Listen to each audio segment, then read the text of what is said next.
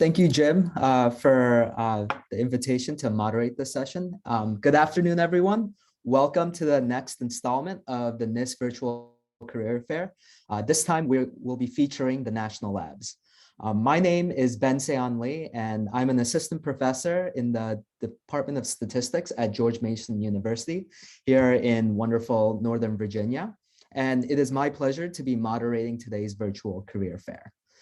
Today, we'll have three wonderful speakers from the National Labs. First, we'll have Nancy Mcmillan from Battelle Memorial Institute, or otherwise known simply as Battelle, Emily Michelle Castleton from Los Alamos National Lab, and Gabriel Huerta from Sandia National Labs. They'll be discussing their own experiences and career journey, as well as job opportunities for statisticians, data scientists, and analysts at the National Labs. And they'll also discuss the skills these positions typically require, as well as career paths for these positions. And then finally, they'll be providing some general advice for prospective applicants and graduate students who are on the job market. So in terms of the overview, or to give an overview of the session, each speaker will have about 15 minutes to discuss their experience, and we'll follow it all up with a Q&A session at the very end. So in order to ask questions, there is a Q&A box on the bottom part of the Zoom window. So feel free to type in your questions there. So without further ado, I'd like to introduce our first speaker. We have Nancy Mcmillan, who leads the Advanced Analytics Division at Battelle. Her team provides machine learning and artificial expertise to cross-disciplinary research projects across Battelle. Dr. Mcmillan is a data scientist with over 20 years of experience working in a research environment, and we are very excited to have her discuss her experience. So Nancy, I will hand it over to you. Okay, thank you, Ben. Let me share my screen here. I do have a couple slides.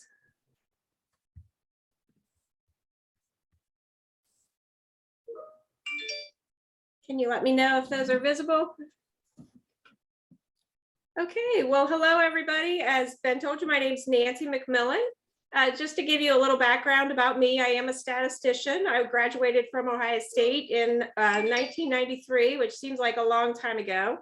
I got into statistics from mathematics and computer science, where I was at a liberal arts small college there, Mcmillan College, and really discovered statistics because I was interested in what really might have been more like operations research at the time. I took an undergraduate class in queuing and simulating and finding out that, hey, the most efficient thing to do at the bank is to run one queue rather than three. And on average, people move through more quickly.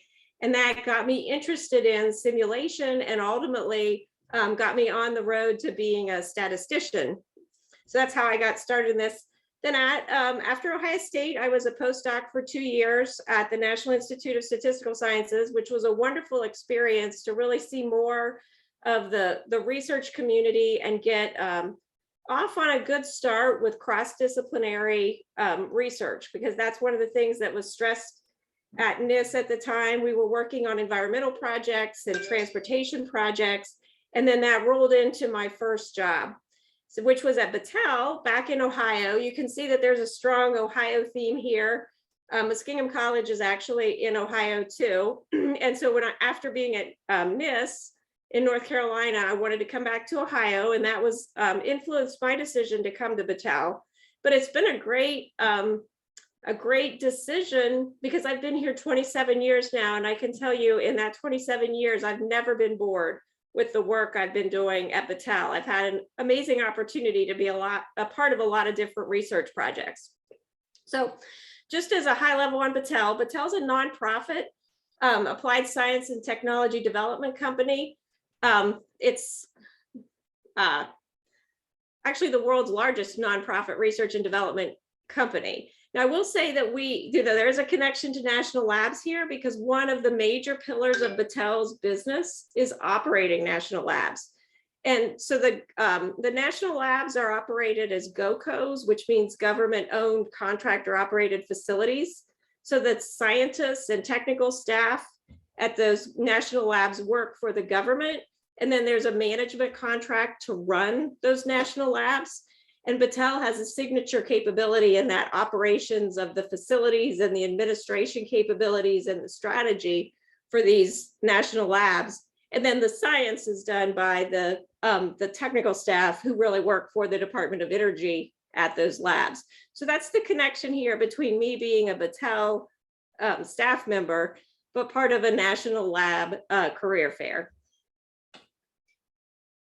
So to tell you a little bit about how my career has gone over this 27-year period, I broke it down into two parts.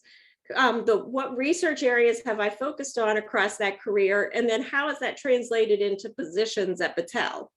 So you can see that environmental exposure and risk assessment type work, so really science-based decisions in that area, has been a huge part of my career. I did a period of time where I worked heavily on transportation safety benefits, and those were field operational tests of the original intelligent vehicle initiative equipment, things like adaptive cruise control and electronically controlled brake systems. And the issue there was, the government could field huge field operational tests, but still there would be very few crashes because in general, our roads are so safe. So the statistical challenge there was really kind of a rare event situation where even driving millions of miles, how do you tell if the control group or the treatment group, the group with these new pieces of equipment, were safer? Then I worked on some terrorism risk assessment work, and that was a great opportunity to work with the national labs, actually. The Department of Homeland Security, you can see that that's kind of the period after 9/11, when there was a great amount of fear around weapons of mass destruction. So we started a biological terrorism risk assessment, and we were partnered with the labs for some of the work that was done there, because it also expanded from biological terrorism risk assessment to CBRNE, so chem, bio, rad, nuke risk assessment. And that radiological and nuclear capability all comes from the national labs. So that opportunity, which was about another rare event type situation, trying to estimate, building a simulation tool that would help the government prioritize where to spend our mitigation and prevention dollars that would most reduce the threat, was the focus of that work. Then I did some work in forensic genomics, and this is really a key Battelle area of work. So, genomics to identify individuals, genomics to infer characteristics of people from their genome. And this was really, so not clinical genomics where we weren't working on health, we were working on identification. And the move here was away from some of the older technologies like capillary electrophoresis to do STRs, which is the base way the FBI identifies people. You might have heard of CODIS and that identification system. It was moving that to next-gen sequencing techniques, being able to look at sequencing data and identify the STRs and do matching of people, including to a more detailed level, because when we were looking at what are called short tandem repeats with capillary electrophoresis, you're really only measuring the length. But when you move to next-gen sequencing, you actually see the sequence in addition. So this was another period of time with a new focus. And then really moved into digital biosurveillance, which included things like looking at internet data to predict flu trends. Particularly, we worked with WebMD to use their online querying tool to determine how flu was spreading and try and get down to a smaller geographic level for inference than is done by the ILI network, which is CDC's influenza tracking network. And then here at the very end, I added this. This is just one particular project. It's taking all my time right now. And that's helping to run a large COVID testing operation that's funded as part of the government's Operation Expanded Testing. Battelle's doing the COVID testing for schools and congregate settings across the Midwest, the greater Midwest region. And so I'm doing a lot with that right now. So down at the bottom, I think the only thing I'd like to draw out in that part of the slide is this explanation that, at Battelle, I've been in a lot of positions, some of them research, and a couple stints as a manager. And in fact, that's what I'm mostly doing now. And that's, something that happens over a career, different types of research projects and a change in focus over time, from, first participating in projects, then leading projects, and now leading a large team. So our analytics staff, this is an idea of what it looks like here in the division that I lead, which is called Health Analytics, but it's really an enterprise support capability for Battelle. So not only do we work in health, but we also provide data science to all of the other groups at Battelle. And that's a combination of data scientists, but also software engineers, because most of the things that we do, we also build into, not most of them, but some of the things that we do, we also build into systems to deliver analytics on an ongoing basis in the future. Our staff are mostly, our data science staff are mostly masters and PhDs in statistics, applied mathematics, electrical engineering, or physics.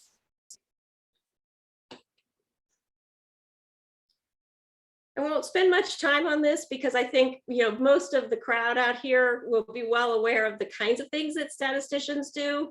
I think everything that's up here in the statistics and machine learning area will look familiar to folks, statistical analysis, but also a lot of other things from study design to data quality assessments.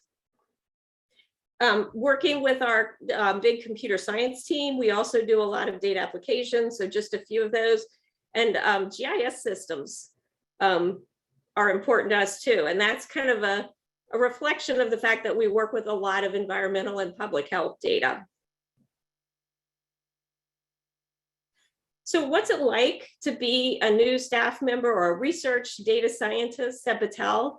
Well, you work on multiple projects at once, and that's, an opportunity to continuously be collaborating across multiple disciplines and have projects that are in different stages at the same time. So you might be doing a study design for one project at the same time you're writing a report to wrap up another project. So you're not doing just one thing at any one time.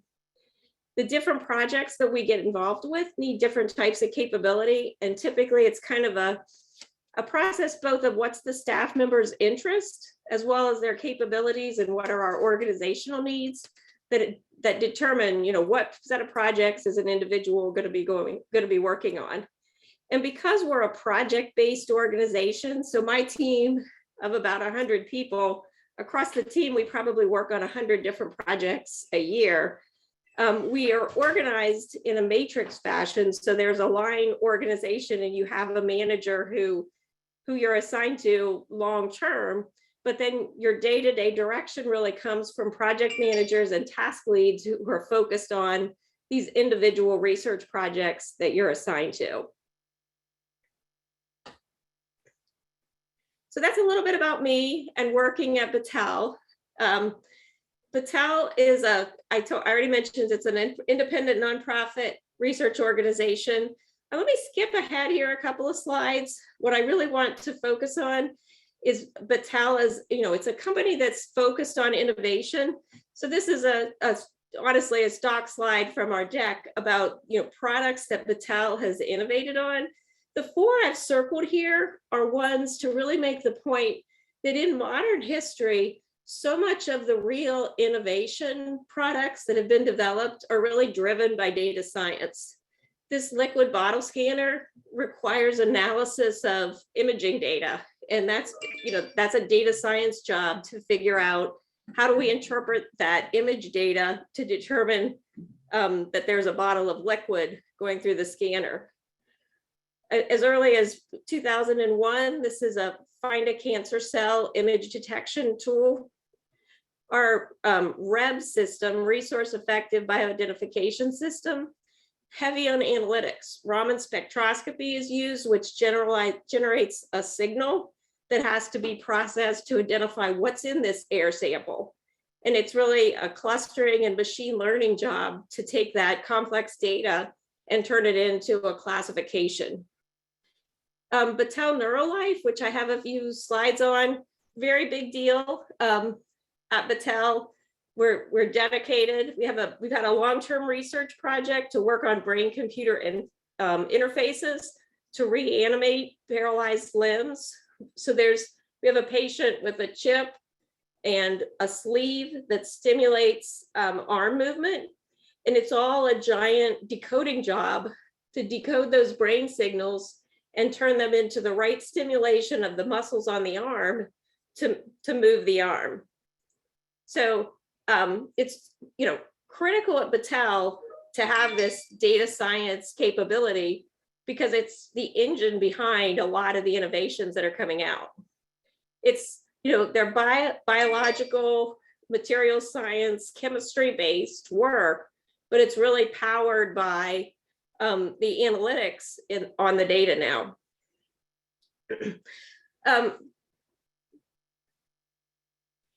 So just a quick overview of Battelle. Lots of places, it seems like it matters so much less now that we're all working from home.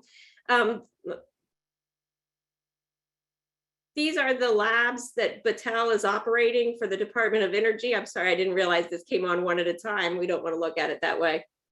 And then this is the last slide, because I know I want to turn over some time to other people. So Battelle works in national security, health, environment, and infrastructure. And our pillars of innovation, as I just mentioned, are around biology, chemistry, and material science. But the enterprise capabilities that really drive innovation, data analytics, which is all of you guys, is key to that. So Ben, I want to stop because I see it's 12:20 and I don't want to take all the time. If we have time at the end, I could talk about a few of the particular projects that some data scientists at Battelle have worked on. But to be respectful for other people, I'll turn it back over. Great. Thank you so much, Nancy, for the wonderful and informative talk. And I'm sure you'll get many questions from the participants at the end in the Q&A session. So let's all thank Dr. Mcmillan for her talk. And then next, I will hand it off to Emily Castleton.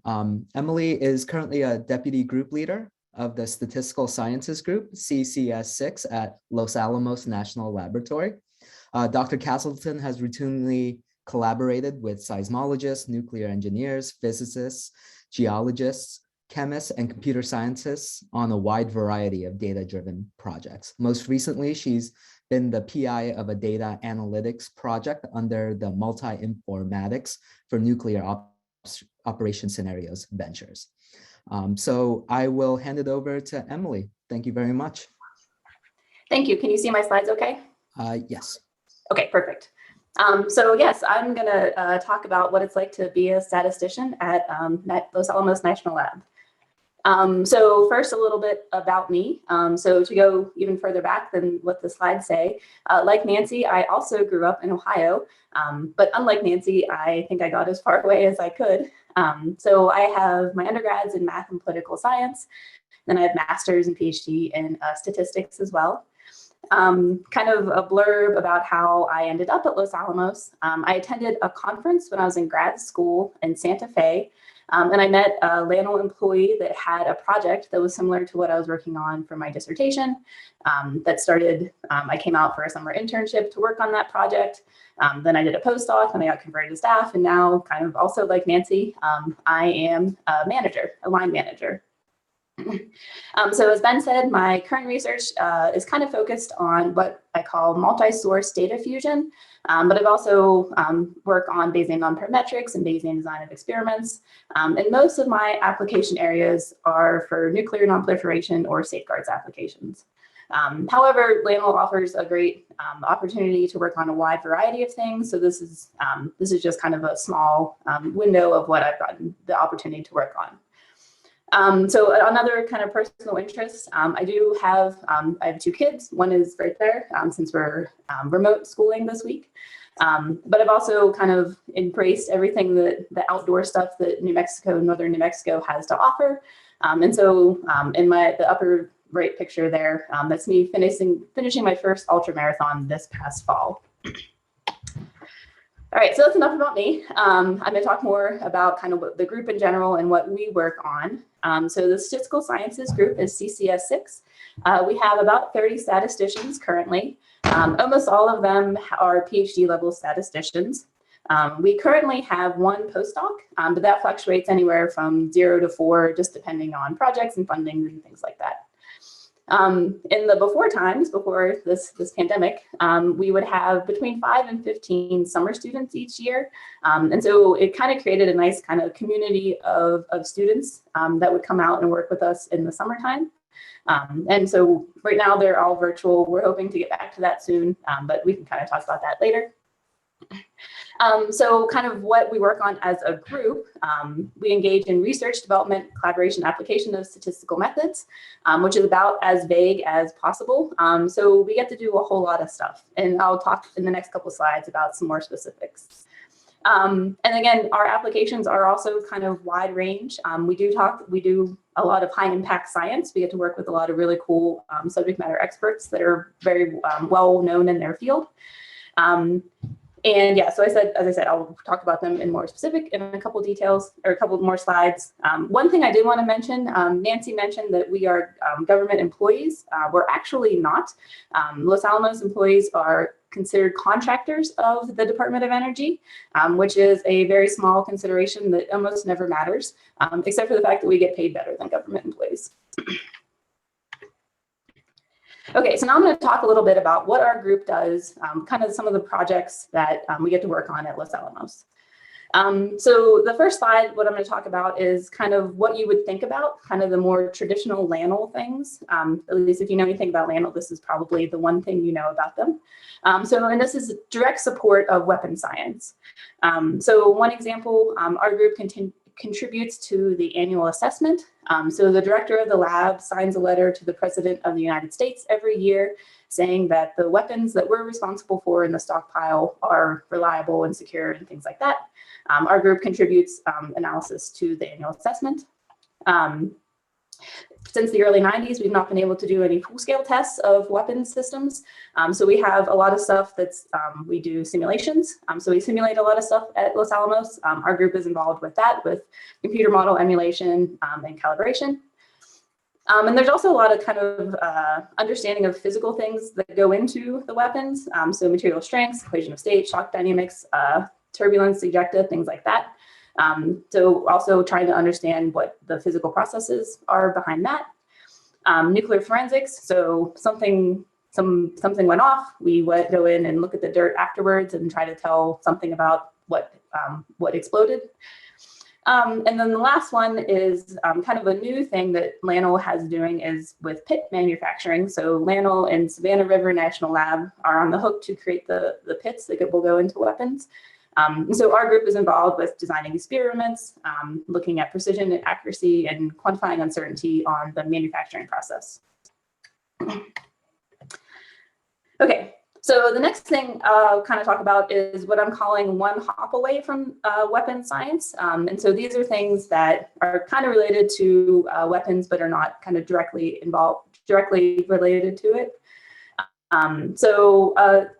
People in our group work on the nuclear material management. So this is managing the drums of waste and nuclear material that we have to produce after everything. And so if you see the picture on the right there, there actually was an explosion in the waste isolation pilot plant in southern New Mexico. And statisticians within our group were called kind of statistical sleuths in determining what caused the explosion of that drum. Another area where we're involved in is the development of high explosives. So there's a push to create high explosives that are safer, less sensitive, and more secure. So our group is involved with the chemists that are developing those. And also involved with nuclear data.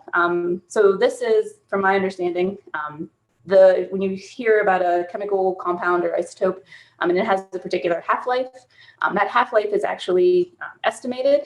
So this nuclear data project is to get better estimates and also uncertainty on things like half-life of nuclear data. Okay, so the next kind of area, so this is my area that I work most in, is nuclear non-proliferation and safeguards. And I like to describe this as, if you know how to make a bomb, you know when someone else is trying to make a bomb. So this is kind of making sure that safeguards is treaty verification, making sure states and facilities are doing what they claim that they're supposed to be doing. So we do a lot with nuclear material control and accountability. This is kind of an interesting statistical problem because nuclear material decays. And so if you measure it today and measure it tomorrow, just naturally it will change. But then also once you start doing stuff to the nuclear material, like blowing it up, it gets kind of interesting how you account for that. And then also another area is kind of underground explosion monitoring, and how can you tell a nuclear explosion from a chemical explosion, from a mining experiment, from a natural earthquake. So looking at seismic acoustic signals for that, also using plants as they react to different chemicals in the air to tell what's going on in the area. This is kind of an interesting thing that LANL has just started, and I'm calling the analysis of the analysts.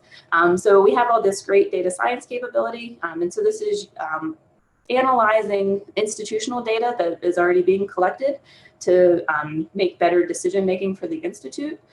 So these are things like monitoring cold and flu, the slips, trips, and falls, looking at like student careers and how can we, when we have students come in, how can we help them to develop their careers and things like that. So this is a whole project that our group is involved in that's just looking at helping the institute make decisions that benefit the employees. So now I'll kind of get into the part of the presentation where this is kind of a little surprising that LANL works on these things, because this is not really weapons. This is not directly related to weapons, but Los Alamos is a huge lab that works on a lot of different things. So one thing that is fairly large at Los Alamos is disease modeling. LANL was one of the first to do forecasting of COVID-19 2 years ago. They since have stopped because everyone else got better and they weren't needed anymore. But there's a project in our group that is specifically involved with trying to map out histoplasmosis and valley fever. So these are airborne illnesses that come up from the ground and such. So looking at what's your risk in different areas for these two diseases. There's actually a whole division within LANL that does nothing but space research. And there's actually some satellites that are circling around the Earth right now that were put up there by LANL. And so this particular project that our group is working on is looking at trying to model the heliosheath, which is the boundary between our solar system and everything else. And so using statistics to map this out and test theories about what is happening way out there. If you've ever been to northern New Mexico or know much about this area, there's a lot of wildfires. So one interest at Los Alamos is modeling wildfires. In particular, can we reduce the impact of understanding what wildfires are and how we can do prescribed berms so that when we have an uncontrolled wildfire, it doesn't get too out of control. So again, we have large high-performance computing at Los Alamos, and so a lot of these projects are use that high-performance computing to do simulations of wildfires. Another project that's going on within our group is developing this device it's a nuclear quadrupole resonance device to try to determine if an opioid is synthetic or not. And this is to help the opioid pandemic that's happening, but the opioid-related deaths in the United States. If we can detect the synthetic ones, then take them off the market, and then it's not as severe. And then the last thing I'll kind of talk about, there is opportunities in the group to do just original methodological development. So this was a project that was done by someone in our group that took BMARS, the Bayesian multivariate adaptive regression splines, and kind of incorporated ideas from neural nets to do this projected BMARS. And you can kind of see how this improves the prediction from BMARS on kind of weird and funky training data. So we do have the opportunity to do things that maybe aren't essential to mission or have like direct relevance, but are just kind of for statistics statistically interesting, I'll say. Okay, so if I've convinced you that Atlanta is a super cool place to work, then I will tell you how to get a job. So qualities that we look for in an applicant. So obviously we work in lots of different areas. We don't expect an applicant to be familiar or even somewhat well-versed in any of those particular areas. So what's most important to us is that you're able to learn. So capable of research development application of lots of statistical methods. Obviously, we work with a lot of collaborators, subject matter experts on all of these projects. So able to get along with others. Good written and oral communication skills are kind of obvious. And obviously strong computing skills as well, although I feel like anyone coming out these days probably has that. Basically what we want is a good statistical foundation, but an ability to learn things and play well with others. Another thing I'd kind of like to point out about our group is we'd like to stay active in the external statistics community. Northern New Mexico can be a little isolated, and we also have a lot of projects that we work on that are classified that you can't publish. So it's kind of easy to feel isolated when you're here. So there's a strong push within our group to stay connected with the outside world. Almost all of us are journals or reviewers or associate editors for a journal or two. Back in the day when there were conferences, we would attend them, and we would often organize sessions. We've also organized, our group is responsible for organizing the conference on data analysis, which is this picture down here. So we organize whole conferences within our group. I will say CODA is a conference that happens every other year. It was supposed to happen in 2022, but we canceled it this year. And so this is now being postponed to 2023. And we're also heavily involved with the local ASA chapter, the Albuquerque chapter. And one thing that also I think is kind of cool about our group is our definition of what's a successful career or what's a successful employee is not static, it's not consistent. It's not number of publications, number of grants you win. There are lots of different paths that you can take to be a successful employee. Okay, so this is my last slide. I'll leave with this. So I will say we are hiring. We are hiring for, currently hiring for just a regular statistical staff member. And the job is open. We're always looking for summer students to come out and help and get to know the group and the lab and everything. We also have a couple openings right now for postdoc. Those are kind of in flux, but the stat.lanl.gov is the place to look for anything that you're interested in, and everything will be posted there. Okay, so I'll stop with that. Okay. Thank you very much, Emily, for for a very nice talk. I'm sure you'll get many questions during our Q&A session as well. We'll now move on to our final speaker. We have Dr. Gabriel Huerta. Next, Dr. Huerta joined Sandia National Labs in 2018 as a distinguished member of the technical staff and was recently appointed as National Laboratory Professor with the University of New Mexico. So prior to this role, he was a full-time faculty member in the Department of Mathematics and Statistics at the University of New Mexico. And his major projects at Sandia include Bayesian model calibration in material sciences applications, uncertainty quantification or UQ for combined EM and mechanical codes, connections between UQ and machine learning methods, and Bayesian approaches for reliability assessment. So welcome, Gabriel, and I will hand it off to you now.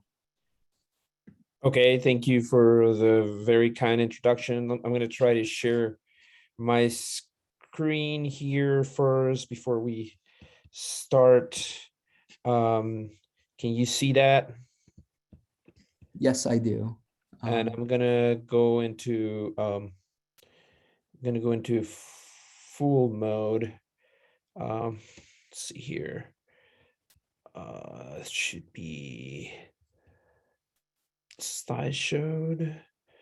Oh, presenter view. Oh no, that's not what I want. I want a full show, a full screen. I think you can go to the slideshow in that tab. Yeah, and then yeah. I think if you do play from start, maybe. Okay. There we go.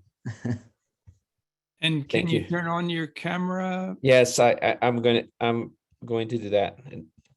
All right. Thank you. Sorry for the little hiccup here.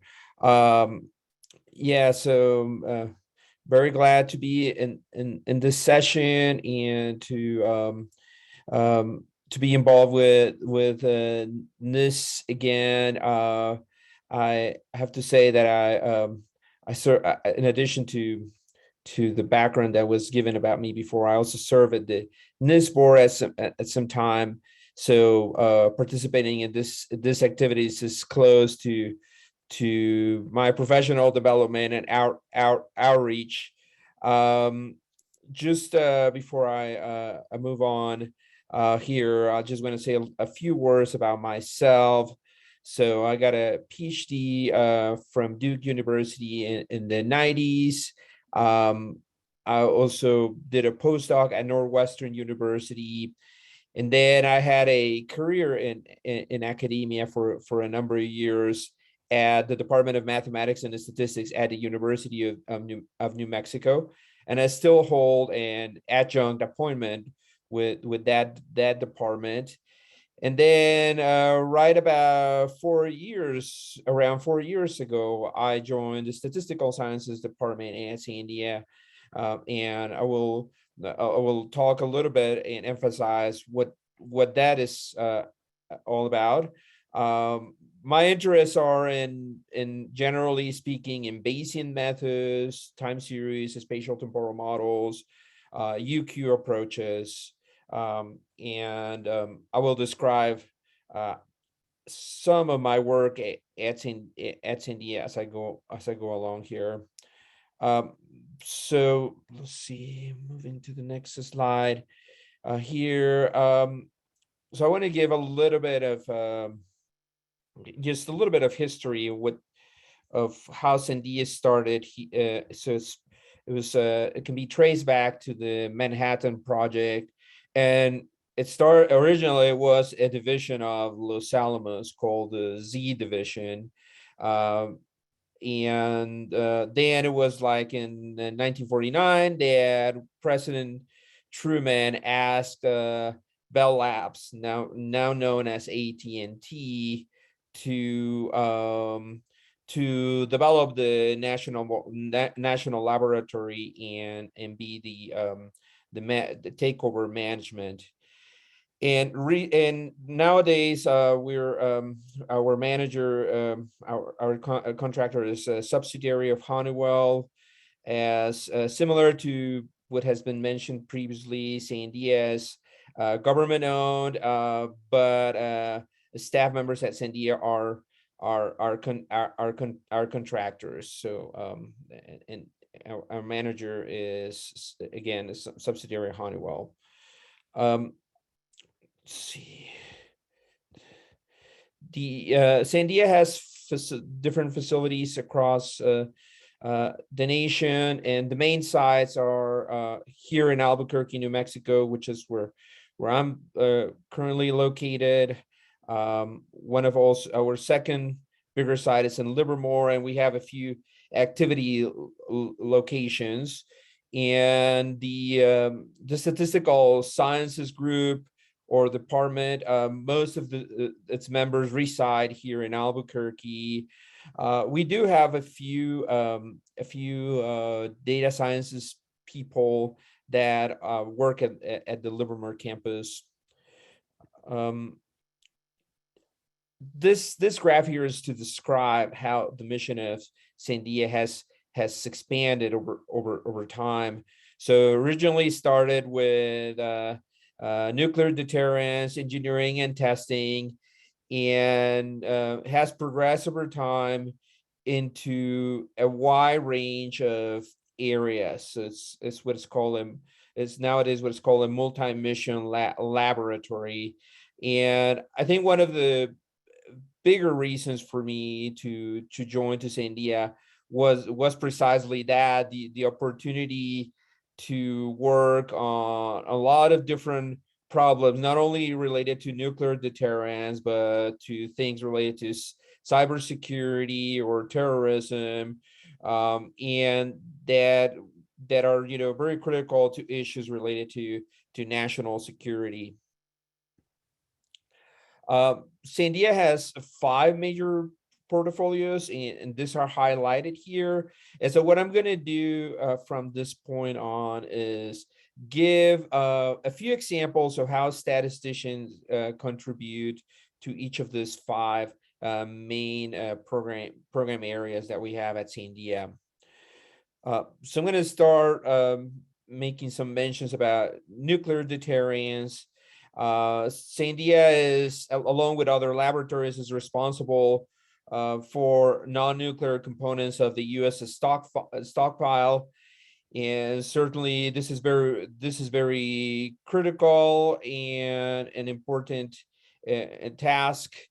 And from a statistical perspective, what we want is to be capable to say that we are X% confident that Y% of components will meet some kind of requirement. So this naturally is going to lead into questions about reliability or confidence tolerance interval type of calculations, with the caveats that is going to involve the combination of expert knowledge with limited data, and with the issue of dealing with different sources of uncertainty that cannot be quantified easily. In terms of global security, at Sandia, we also are involved in nuclear forensics.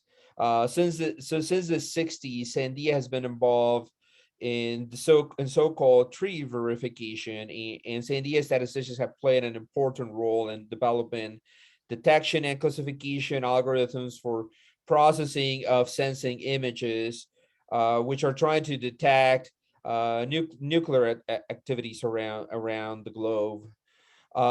And nowadays, our group is very interested on this problem about nuclear forensics, where essentially what we're trying to do is develop like an inverse prediction technique that is capable of looking at characteristics of material, like highlighted here in this figure to the left, and trying to predict or identify what sources generated that type of material, or what conditions created that material. In terms of advanced science and technology, we have been involved in projects related to the C machine, and the C machine is in Sandia Pulse Power facility that generates extreme conditions, and it's an accelerator that's an integral part of the Pulse Power program. So in particular, in working with other members of the statistical sciences and graduate students, we participated in a project related to material sciences, where we developed some uncertainty quantification tools to estimate important physical characteristics related to experiments around the C machine that couple experimental data and computer simulations.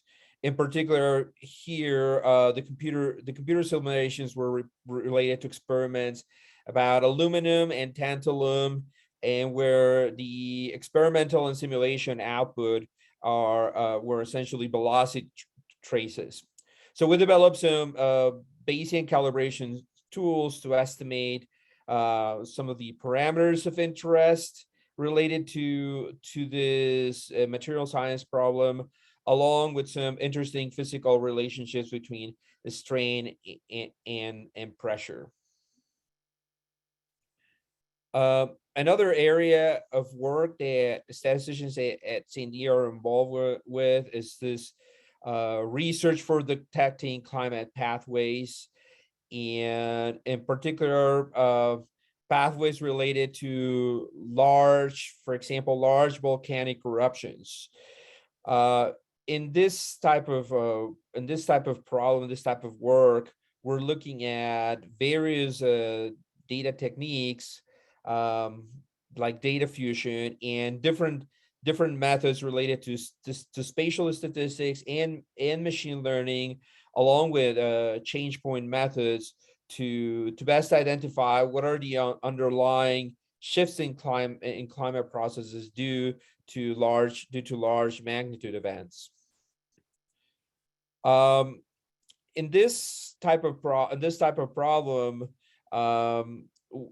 statisticians at India, we have the opportunity to develop spatial temporal statistics, in particular dynamic spatial models that are interpretable and provide a way to characterize the space-time correlations of, for example, yearly spatial anomalies.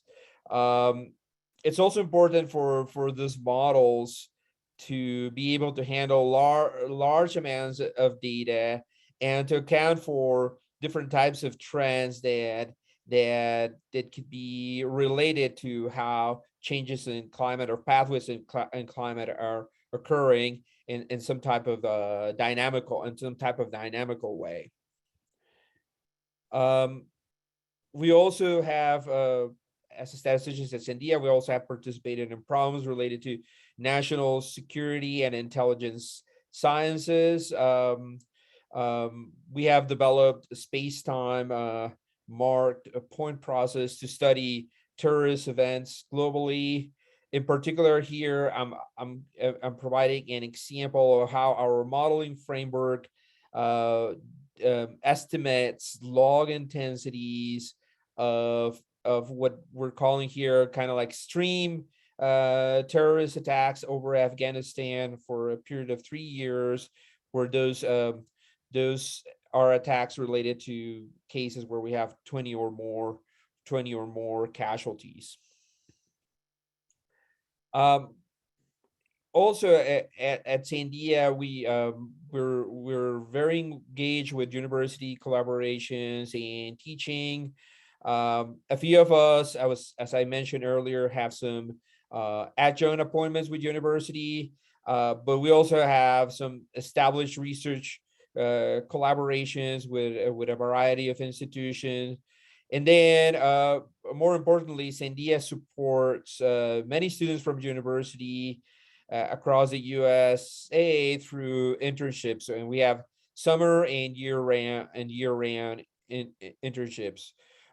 We also have some internal teaching activities and participate actively in the development of courses that could help other Sandias have a more of an insight and some kind of more develop a statistical education.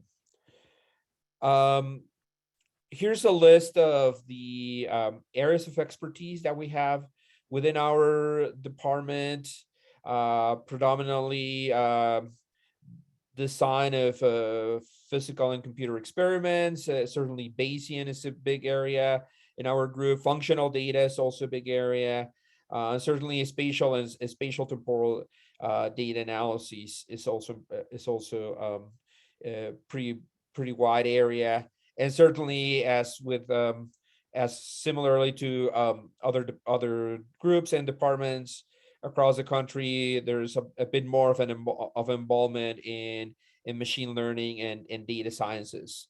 Now, in terms of what is our staff and its background, well, certainly this is very variable. We have a staff members that have most of our staff members have PhD and master's degrees in the statistics, and some may have some background in engineering, applied math, and essentially each staff has developed its own career path. And we have, for example, cases where people started as a student intern or a postdoc and have transitioned to staff. Then we have also the staff members that have transitioned to management, or people like myself that had started off in academia and now have joined the national laboratories as a staff. And we currently have some openings for student internships. So these are the posting numbers available. So if you visit Sandia, the jobs that you should be able to access the detailed information, or you can also go through that other longer link that appears underneath. Just to summarize, I have provided some highlights about Sandia's mission, and in particular, giving a few examples of how Sandian statisticians participate in a variety of critical mission areas. Certainly, we have interactions not only in nuclear deterrence and other areas that are critical to the labs. We have been creating a lot of efforts about with collaborations with universities, internships. We also do a bit of outreach. We're involved with the Albuquerque chapter of the ASA. We're involved in editorial boards and also participate in panels, like for example, NSF panels. And yeah, here are our links of interest. So please come visit us, and I'll be happy to answer any questions or comments during the Q&A session. Thank you. Thank you very much, Gabriel, for a very informative talk. And thank you everyone in the audience for participating. And let's all thank our speakers for their very helpful talks. So now we've moved into the Q&A session, and the way this will work is everyone can post their questions in the Q&A box, and I believe I'll ask the panelists the questions based on the order they were received. So first, we'll go over the open questions first. The first question is directed towards Dr. Mcmillan. The question is, do you have any summer internship positions available for statistics PhD students? Yes, we do. We usually do 2 summer intern positions, and I think they're already posted. They should be up on the Battelle homepage under careers. Wonderful. We also have open positions for PhDs with new PhDs. And someone asked a question about, what if you have 5 or more years of experience? We still love to see applications with, more experience. And if, it's a good fit for the environment, we can open a different rec that suits that job level. The next question is to all the panelists. Could you comment on work-life balance as employees of the national labs, and also for staff who are new graduates or postdocs? How does the mentorship work within the departments or teams? So I can start that one.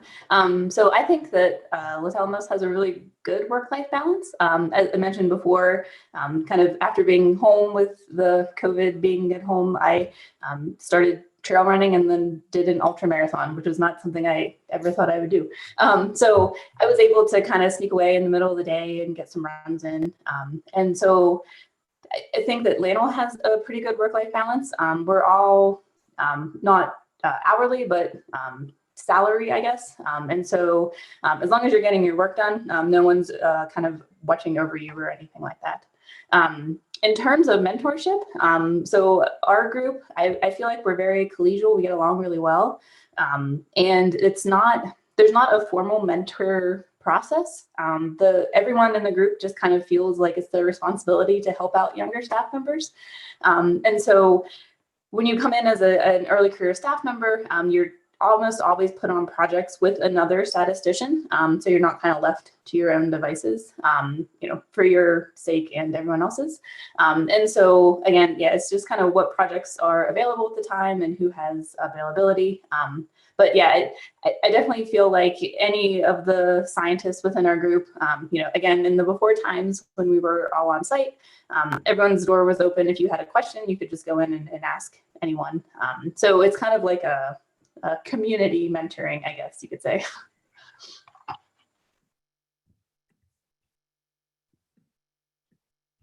So I could comment on work-life balance too. I feel like COVID and work from home has probably been bad for everybody's work-life balance because work is just there with you all the time. But Battelle in general has a lot. I have 4 children, and I've obviously had a long career here. At different points during my career, I also lived an hour away for a while. So 3 small children, an hour commute each way. So Battelle has a lot of flexibility to work as a salary less than full-time staff member, which I did at different times during my career. And it really did, in some ways it slows you down because you're doing less all at once. But, it kept me engaged in research, and I,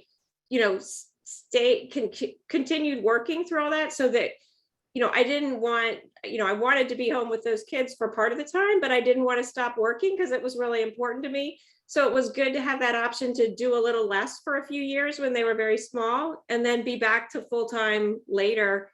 And so I have staff members now, and we do work very hard with anyone who's made the decision to do that to make sure, because of our, working on multiple projects, you can have just as big a role on one project, but maybe you're not doing 3 projects at once.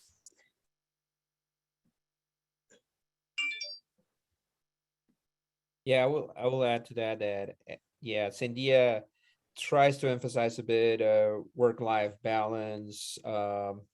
In terms of mentorship, I find that one of the most satisfying parts of my job, like helping other staff on different projects and different problems that they have.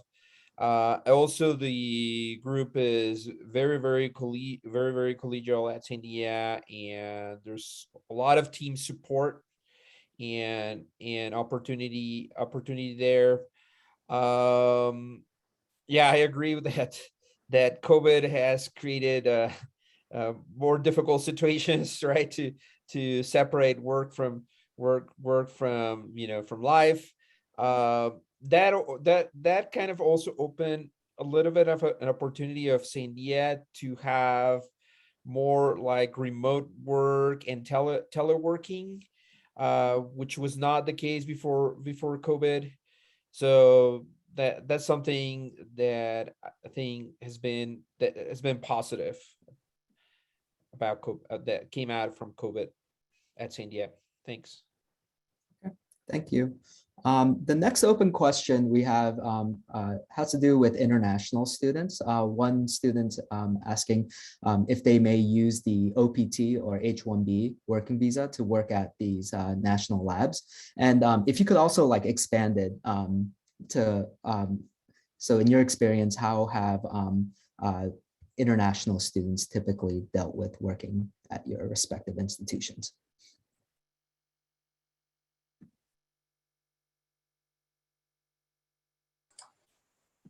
I guess I can go first. We, for one of the requirements for a full-time staff member within our group is the ability to obtain and keep a Q clearance through the Department of Energy. That almost always requires full citizenship, so not dual citizenship, but full US citizenship. So typically for a staff member, again, we hire according to those requirements. However, summer students and postdocs, we commonly will use postdocs as an opportunity to create relationships with international students. And so we definitely don't shy. It's not that an international student couldn't get hired at Los Alamos. And we love having those collaborations at other places as well. Again, we're a very outward facing group, at least try to be. But it's a little more difficult with us because we all have the security clearance to hire on full-time staff for international students. But that doesn't mean we don't want relationships with those kind of people. Yeah, a similar situation at Sandia. Most of the staff positions require citizenship. There are a few opportunities for foreign nationals, but yeah, it's a similar thing. Still a little bit difficult to answer, but a little more open to international students at Battelle. We do occasionally hire H-1B students and then help them through the process to become a permanent resident. But we do need that, desire to move to permanent residency, because with the current ITAR restrictions, it's just, difficult, because Battelle works on some things that, we have positions that require security clearance. We have positions that require access to export control information. And then we have a few things that are more open that we can hire into those positions, but we're usually looking then to help that person move to permanent residency. And permanent residency can be just a permanent way to be a Battelle staff member. Thank you very much. Our next question comes from the chat box. So Nancy mentioned that Dr. Castleton mentioned that most people have the statistics or data analysis skills required for some of these positions. What trends do you see developing in the field in the next couple of years? And how can students or recent graduates best prepare themselves to meet these demands? That's a tough question, but so I will say one thing that I've seen kind of more trends going towards is more focus on statistical computing. So being able to program in multiple languages, so R, Python, maybe even Julia, being able to pick them up and being able to interact with like HPC machines, Linux clusters, those kinds of things. So the strong statistical foundation is still very important, and you need to, learn how to, need to take a derivative by hand and things like that. But I would say kind of, if there's one thing that separates kind of the future from the past, it's a focus on computing and strong computing skills. And then I will caveat that with, if you don't have all of those, if you don't have experience with all three of those languages I just mentioned, I don't think you should shy away from applying. We definitely, there's a lot of on-the-job learning that is expected. And so if you don't, I will say kind of in general for jobs that are posted at Los Alamos, there's kind of a list of desired qualifications or something like that. I forget what the wording is. But if you don't meet all of them, I would strongly encourage you to still apply. It depends on a lot of factors. Hiring is a very stochastic process. And so I would encourage you, if you're interested, to reach out and let it be known that you're interested. So one trend that I noticed, and this could be partially an impact of my group, because I have a big software engineering group that sits together with my data science group. And that's the desire to move more software development lifecycle processes into the analytics pipeline. So, doing more to make sure code's stored in GitLab, that it has testing involved with it. So trying to move some of those good coding practices into what we want data scientists to do as they, they're still doing analysis. We're not saying they need to write, GUI applications or, build systems, but checking things in and being able to operate in an environment that better keeps your data in one place, better shares your code with others. I mean, if you think about what's required to create a package and check it into CRAN, those types of things are really great skills for projects too, because it sets up a structure where the stuff you've done is repeatable, not just by you, but by other people too.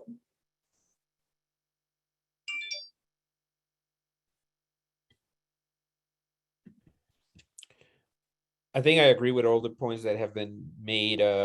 Yeah, the strong computing skills is pretty important.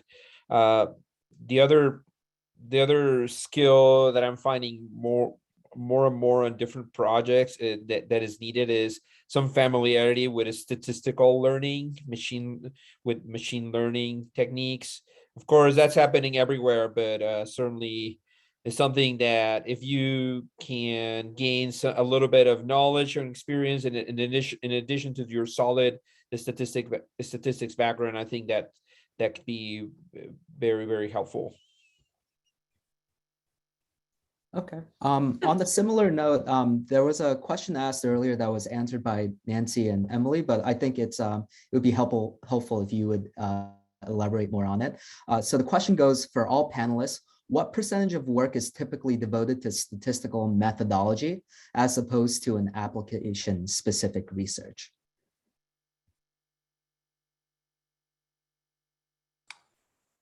So I can start out with that. So I don't know if you were to make a Venn diagram, I think that the intersection would be most of the Venn diagram.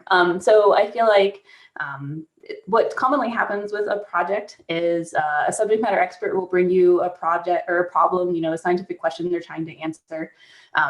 Almost always it's not as easy as, just applying a standard methodology. Sometimes it is, and sometimes that's all that you have to do. Sometimes maybe someone just needs a t-test, and if that's all they need, then that's all you have to do. But quite frequently, it's there's some tweak that needs to happen. There's some dependence within the data or something, some weird thing. And so this leads to some statistical methodological research to answer that very specific question of interest. And then even from that, you can kind of, as I'm sure most can imagine, you can go down a rabbit hole on more tweaks that could be made. And so I presented about the original statistical methodological research, the projected BMARs, and that was application driven as well. So someone had brought Devin a problem. He wasn't able to answer it with just the standard methods. And so then he worked into developing how could he answer it. So I would say almost all of what we do, almost all of the work that we do is driven at least at some place by some application or some science driven question. So I answered in the chat too, and I would say most of our work is application specific. And the exception to that I had was, we are doing some work around, assuring AI methods. So, how can you be sure that someone's not putting things into your data set to train your AI model to do bad things? So the kind of problems that are showing up in DARPA research around assured AI are of interest at Battelle. Most of the data scientists at Battelle sit in my group, but there are also a few in cyber, and we collaborate very actively with them. But our cyber team is, highly interested in those problems of, making sure that, a model isn't spoofed by the data that's used to train it, or how would you detect problems like that within a model? But what Emily described in terms of yes, there's some things that just apply a very standard statistical method. We do a lot of biostatistical work with preclinical and clinical trials, and that's no statistical models. But there are also public health problems where we'll be pulling packages from CRAN and really having to get in there and understanding, well, how does this twin stem model or some other model that is built in our work? Very rarely do we need to make changes to those models. There's so much out there that's available now of doing things with, when you read the literature and find other people that have built models and put packages out there, there's so much you can do with what's out there. But there's a lot to learn in looking through all of it and getting it to work properly. Yeah, so most of what we do at Sandia is definitely application driven. It falls within those 5 mission areas that I described in my presentation. However, I can have I had a project where we were looking at issues about optimal design of experiments, and that project stemmed into some new methodology, some new theory that had to do with measure theory and asymptotics. To my surprise, there was at some point I ended up thinking about something I never thought I was going to think in an SNDA problem.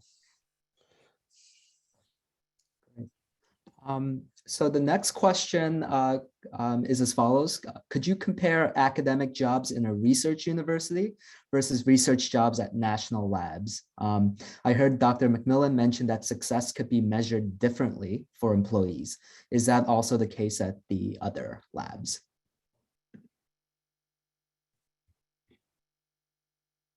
I guess I could talk a little bit about the first question. Since I spent a few years, at a research university and then transition to the national labs.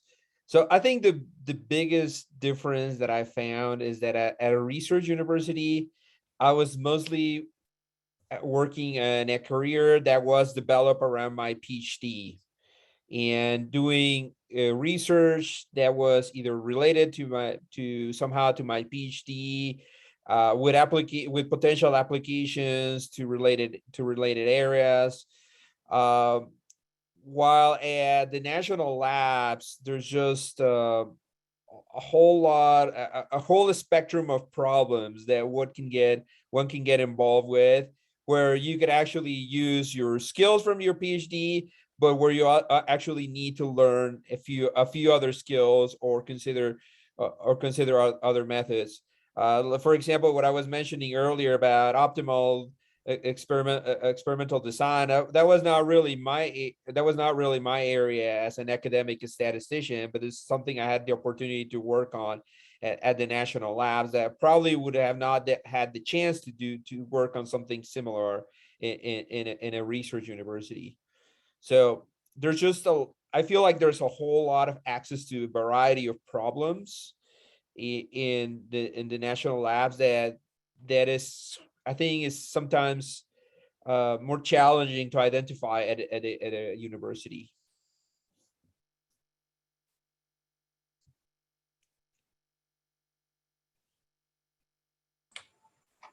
So I don't have the experience in academia other than being a grad student.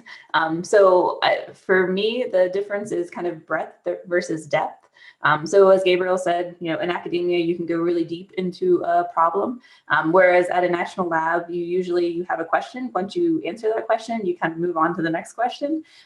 So you don't have the opportunity to necessarily go at, there are cases where you can, but typically you have a question, you answer it, and then you move on.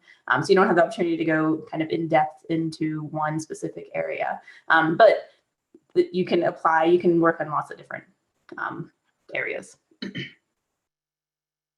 think I'm in the breadth versus depth camp with Emily.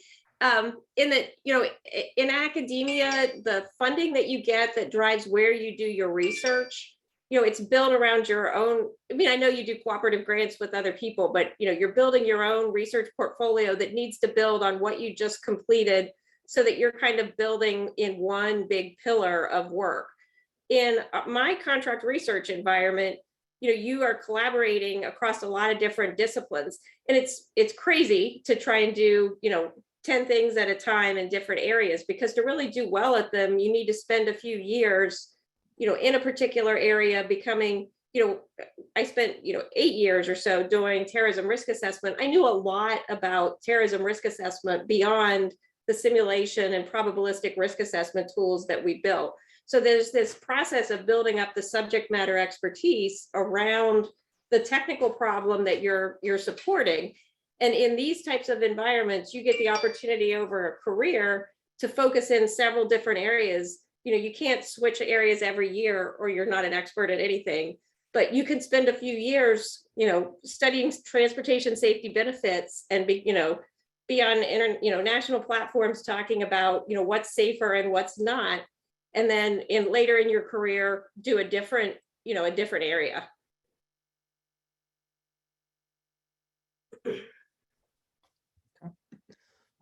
So the next question has to do with internships at your respective national labs. So first, is it required that one does an internship before applying? And if a PhD student or master students decides to do the internship, at what point do you recommend that they do the internship? So I don't think it's necessary to do an internship. We've definitely hired people that have no experience within a national lab. I think it's good for you. So I think that if this is something that you actually want, it's kind of a good way to try it out. You may actually hate it. I know we were making it sound really cool, and I think it's really cool, but it's a good way to try it out to see if this is something you really want to do. Yeah, so it's not necessary. And I would say the best time to do it is when is right for you. So I know for my dissertation, I had to take my written prelims in the summer after my second year. So that was not a good summer for me. But yeah, whenever it fits into your schedule, I don't think there's a right or a wrong time to work it into your schedule. I would agree with that.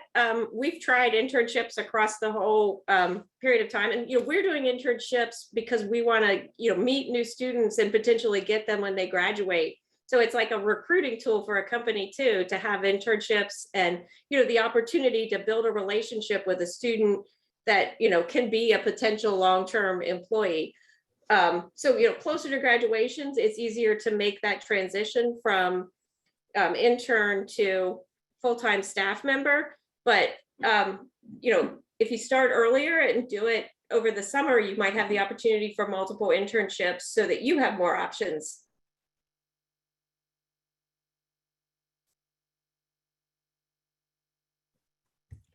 Yeah, I think the possibility of just doing an internship and having the experience is very worthwhile.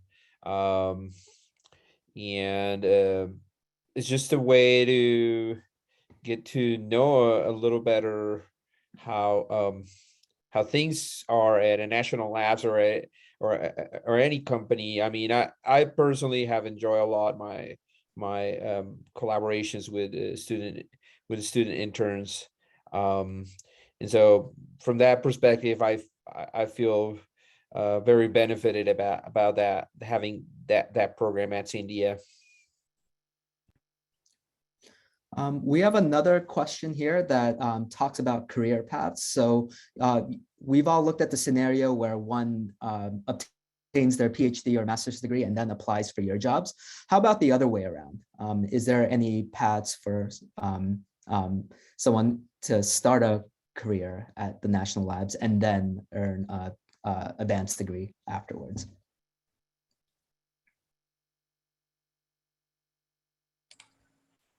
So at LANL, we do have post-bac and post-master's positions as well as postdoc. Yeah, there's definitely opportunities for that. And again, I think that's a good way to see if this is something that you actually want to do. We have been known, our group has been known to convert people who thought they were engineers into statisticians. Yeah, I think it's a great opportunity to see if this is what you want. Battelle also has a program where we support paying tuition for people to go back to get a master's degree or an advanced degree. It's hard. It takes a long time to get a PhD as a part-time student if you're an employee first. But in my group, we have a staff member who is a lab tech for our clinical facility who got a master's degree in analytics and transferred over to our group. So Battelle supported that master's degree, and then we made a place for them on our team because they were a great Battelle staff member.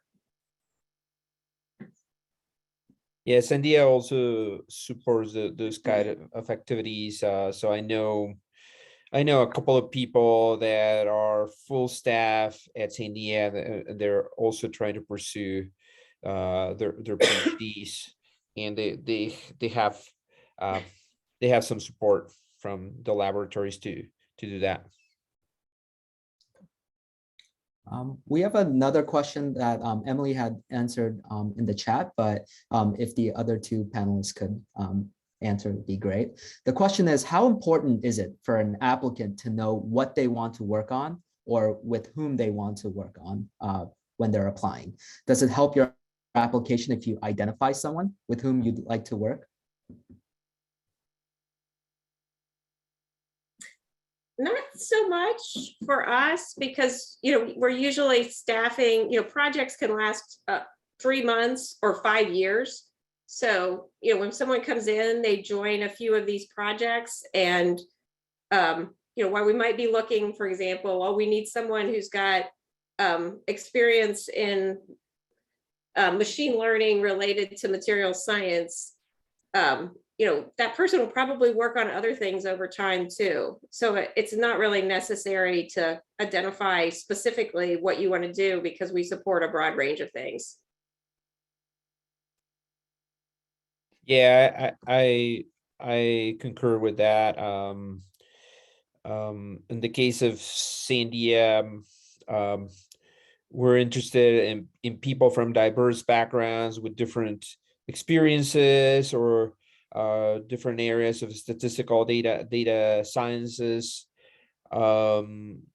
Yeah, so I mean, if you can identify to someone or something in particular, I think that that's fine, but I don't think is strictly necessary. Another question is, I know one person said that they aren't a government employee, but the work at all three labs are government funded. And is there a way for the statisticians to choose which projects to work on, or more specifically, which projects not to work on? If you can talk to the flexibility of your projects. So I think at Sandia, we try to be pretty flexible with that. There's a lot of projects to consider and to scan through, and I think we do our best to have people participate in projects that they're interested on, that they're motivated on, and there's always going to be tons of requests for statistical support. And sometimes, for a given individual may not be the best, certain project may not be the best fit. And so then we try to talk to other individuals to see how we can accommodate for that. So yeah, we try to make a big effort to make it as flexible as possible so that each one can develop their own career path.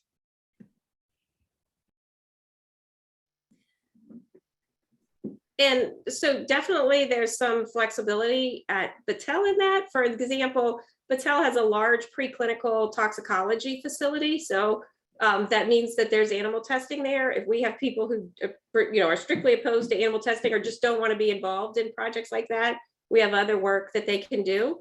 But it's an important statistical function, and it helps Battelle develop countermeasures against bad things. So it's important work that part of our team does, but if someone doesn't want to work on that type of work, there are other things for them to do.